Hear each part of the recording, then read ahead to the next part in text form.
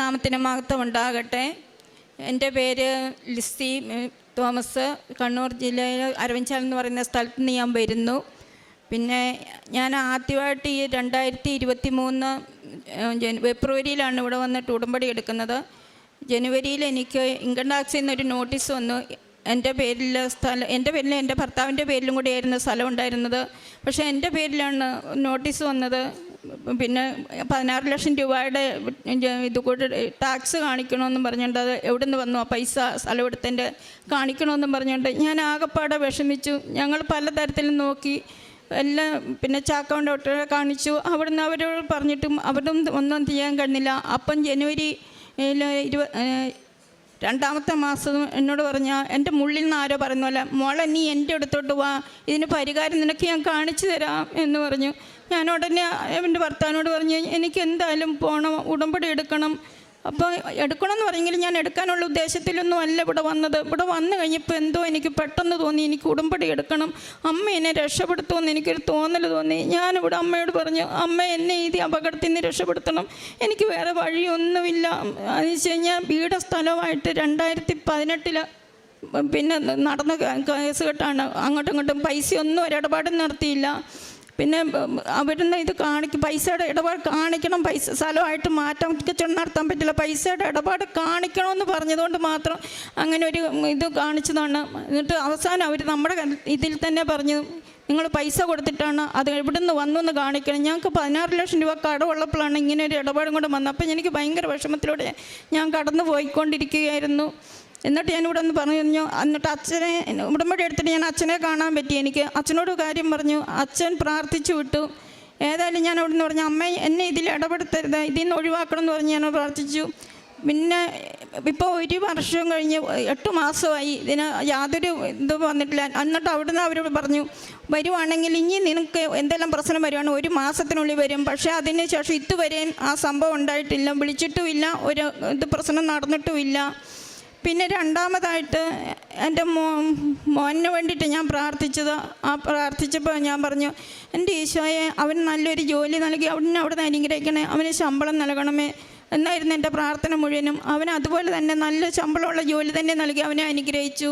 പിന്നെ ഞങ്ങൾക്ക് 2 ആൺമക്കളാണ് ഉള്ളത്. എനിക്ക് ഇത് എൻ്റെ മരുമോളുമാണ്. മോന് സെമിനാരിയിലാണ് നിൽക്കുന്നത്, 9ാം വർഷം.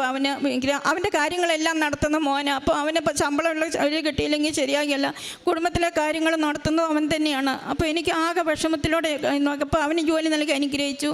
പിന്നെ മോൾക്ക് ഒരു നല്ല ജോലി വേണമെന്ന് പറഞ്ഞ് അവൾക്കും നൽകി, അതേപോലെ തന്നെ മോൾക്കും ജോലി നൽകി അവളെ അനുഗ്രഹിച്ചു. പിന്നെ എന്നെ ചോദിച്ചു കഴിഞ്ഞാൽ എൻ്റെ കൊച്ചുമോൾ, ഞാൻ അവിടെ ചെല്ലുമ്പോൾ അവൾ പള്ളിയിലൊന്നും അവളെ എങ്ങനെയും കൂടെ കൊണ്ടുവരില്ല. അവൾക്ക് എപ്പോൾ രോഗം മാത്രമായിക്കൊണ്ടിരുന്നു. രോഗം എന്ന് പറഞ്ഞാൽ ഏത് സമയം ആശുപത്രിയിൽ ഇറങ്ങാൻ നേരമില്ല. അപ്പം ഞാൻ എന്ന് പ്രാർത്ഥിച്ചെൻ്റെ ഈശോ എൻ്റെ കുഞ്ഞിനെ എനിക്ക് എന്നും പള്ളിയിൽ കൊണ്ടുപോകാൻ കഴിഞ്ഞിരുന്നെങ്കിൽ. അപ്പം എല്ലാ ദിവസവും ഞാൻ പള്ളിയിൽ കൊണ്ടുപോയി അവൾക്ക് വേണ്ടിയിട്ട് ഞാൻ പ്രാർത്ഥിച്ചുകൊണ്ടിരുന്നു. അവിടെ എന്നിട്ട് തൈലം പുരട്ടുകയും ഉപ്പ് കൊടുക്കുകയും പിന്നെ തേൻ കൊടുക്കുകയും എല്ലാം ചെയ്തു. അപ്പോൾ അവൾക്ക് ഭയങ്കര വിശ്വാസമാണ്. അപ്പോൾ അവൾ പെട്ടെന്ന് തന്നെ 1.5 വയസ്സ് കഴിഞ്ഞത് 2 വയസ്സേ ഉള്ളൂ. അപ്പോൾ അവൾ വിശ്വാസ പ്രമാണം ചൊല്ലിയും കുർബാന മുഴുവൻ അവൾ കാണാപ്പാടം പഠിച്ചു.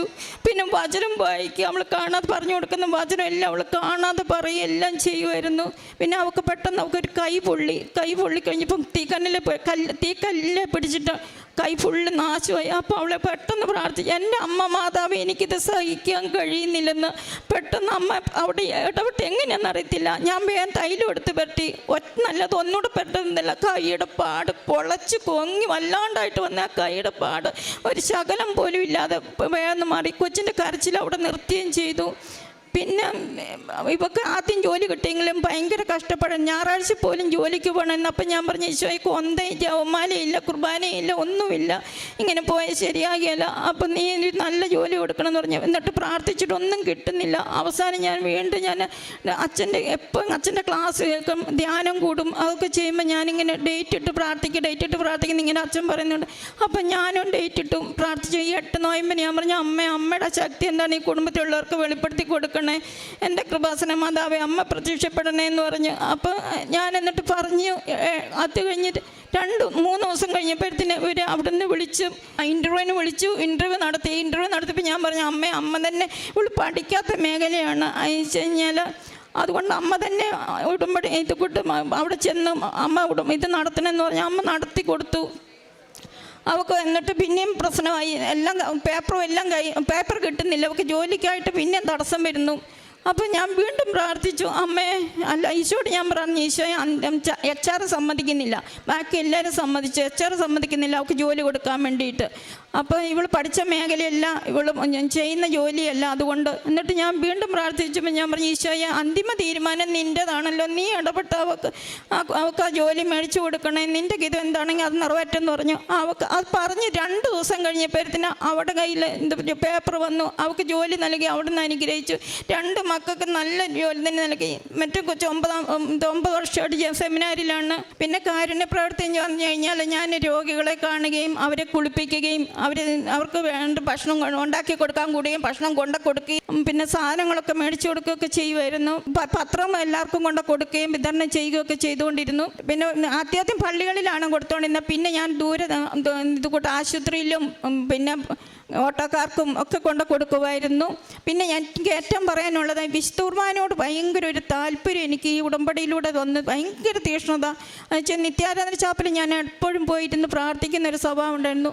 അപ്പോൾ അങ്ങനെ പ്രാർത്ഥിച്ചുകൊണ്ടിരിക്കുമ്പം പെട്ടെന്ന് എന്നോട് പറഞ്ഞു, ഈശോ എന്നോട് അങ്ങോട്ട് എൻ്റെ അടുത്തോട്ട് വാ മോളെ എന്ന് പറയുന്നോട്ട്, ലോകം മുഴുവനും വേണ്ടി നീ പ്രാർത്ഥിക്കണമെന്ന് പറഞ്ഞു. അപ്പം ഞാൻ പറഞ്ഞു, എൻ്റെ പൊന്ന് ഈശോ എനിക്ക് പ്രാർത്ഥിക്കാനൊന്നും അറിയത്തില്ല, അപ്പം ഞാൻ എങ്ങനെ പ്രാർത്ഥിക്കും? അപ്പം ഞാൻ പ്രാർത്ഥിച്ചു, നീ എൻ്റെ അടുത്തോട്ട് വാ, നീ ഓരോരുത്തരും എൻ്റെ അടുത്തിട്ട് സമർപ്പിക്കുമെന്ന് പറഞ്ഞു. ഞാൻ സമർപ്പിച്ചു.